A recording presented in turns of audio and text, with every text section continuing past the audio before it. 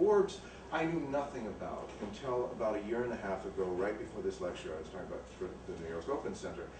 And I had been asked, it was on medieval Spain and the Muslim, Jewish, and Christian interrelatedness and tolerance that had been experienced in early medieval Spain. And so I gave a talk on Alfonso the Wise, or Alfonso X. And not knowing much about the subject, but being asked to talk about it, and luckily having my dear friend Stanislaus Kozlowski-Derola as a fellow adventurer into this realm of talking about Alfonso, I found a very interesting thing.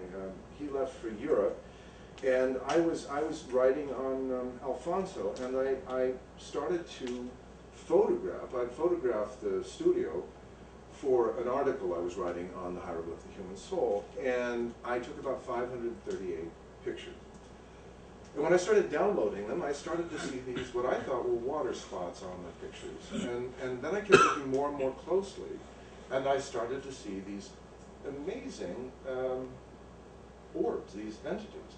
And then the mystery continued to grow. And so we started asking questions about, well, what are these?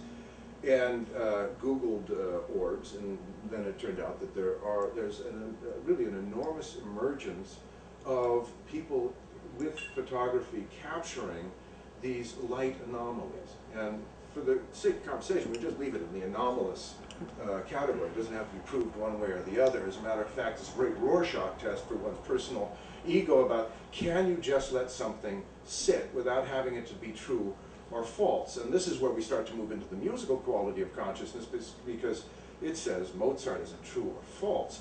It feels right because of the way it arranges itself with a type of self-evident implication. And I think that what happened for me, and what I found because of what I was writing about, the self-evident implication became, oh my God, I've got to put Hildegard of Bingen into this talk about Alfonso the Wise, because she is born in 1098, she lives most of the next century, and she's a mystic, a healer, a truly remarkable woman who I brought into the dialogue, because when I'd seen the spheres, I started to think her visions were spherical.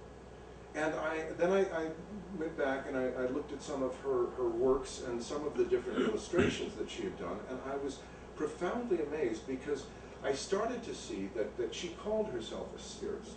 And the relationship of her work was that everything, all qualities of consciousness and being are spherical.